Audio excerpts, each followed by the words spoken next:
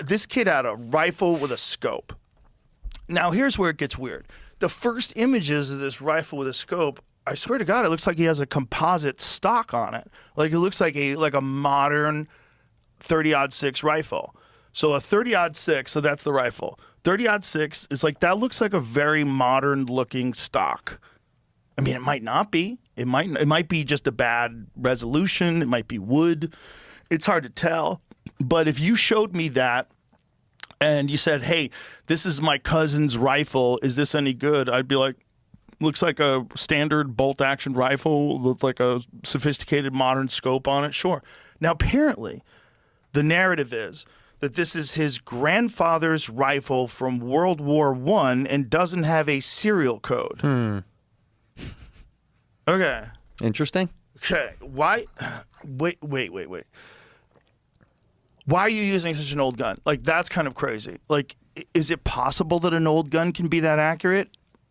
If you have a gunsmith and they work on it, yeah, it's totally possible. You have a really good gunsmith and he sets, if you're like a nostalgic person, you like driving an old car, you could bring it to a mechanic, they could redo the brakes. Sure. So if you got a good gunsmith and he took a look at that and the action was true and, you know, the bore is good, you know, yeah, you could conceivably shoot with a gun for hundreds of years, right? Guns don't necessarily go bad. Right, they don't expire. Right, and especially because all this stuff, like the trigger and the action and all that different stuff is replaceable. So you can just like, it's compartmentalized. It's components. That's the other thing. They said that he took it apart and then put it back together again. Shut the fuck up. Do you know how much time it would take to do that if you were highly skilled? To disassemble a gun. To disassemble a rifle so that you can get it in a backpack. And by the way, not going to fit. Not going to fit in a backpack. And then somehow or another reconnects it once he gets off the roof? What? What's that about? Is that what they pitched, huh? Yeah. Here's the other problem. If you shoot something... Okay, like say if I take you to a long-range shooting range and we sit there and we get you on a bench and you're sitting there and you go, okay, we're going live, and you flip off the safety and then you squeeze off that trigger, you hear boom, pink. There's a gap in 200 yards between the shot going off and the impact. There's a gap. It's like boom, tink, because it's far. Right. 200 yards is far. Even if that bullet is fucking go, it still takes time to get there. And really long shots, like I know guys who do, like my buddy Justin, he does these long range competitions where they'll shoot out to a mile plus. They're shooting steel targets like that big at a mile plus. And he's like, dude, the hang time is crazy. It's like seconds. You hear separation. It just, yeah, it's a trip. You're watching it through the binoculars too. It's like somebody else is watching it. So you got a guy next to you that's a spotter. And you shoot, boom, and he's like, hit. Oh, literally. It's nuts. It's that long. So the Charlie Kirk thing seemed instant. It was like, boom, he was down. Instant. Boom, down. So you think it was closer? It could have been closer, or it could be the echo from that gun. By the time the sound gets to you, the bullet gets, because it takes longer for sound to get there, right? Because these bullets are supersonic. So the bullet will actually get there before the sound gets there. So that's something to take into consideration. God, it's a trip. So it probably can't. Now that I'm thinking to myself, I'm like, well, that's a dumb, like, I had a dumb point. Because the bullet is actually faster than sound.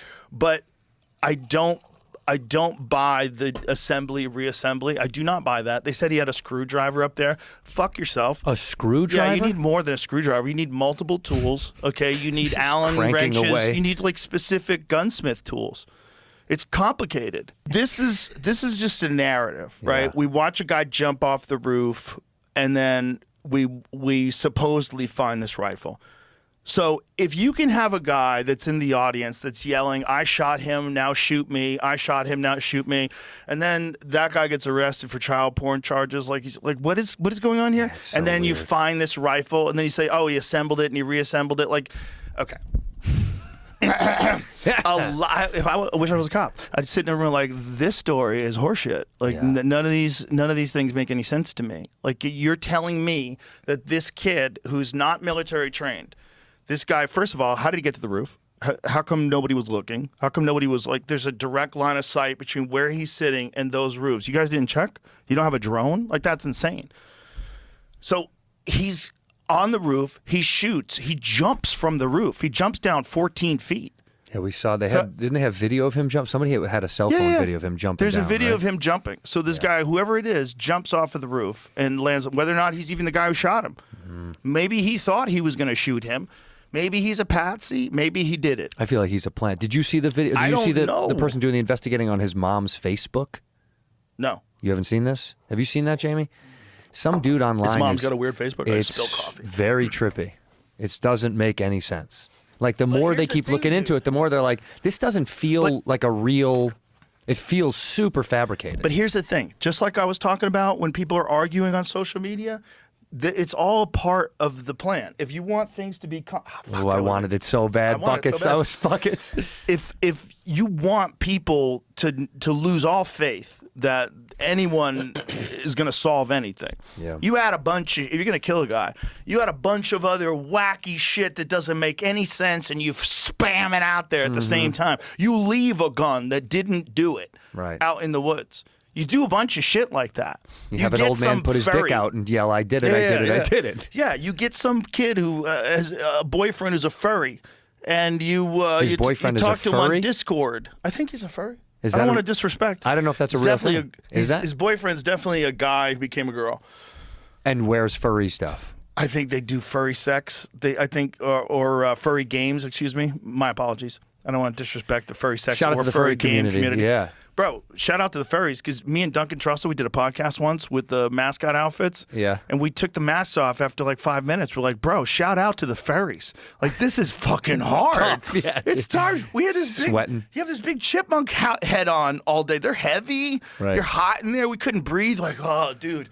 We took it off, and we're like, shout out to the furries. Because these guys are out there rocking that all day long. Like, that is a commitment to being weird. I just don't know. Something doesn't add up about that kid. Something doesn't add up. It feels weird. The whole thing feels weird.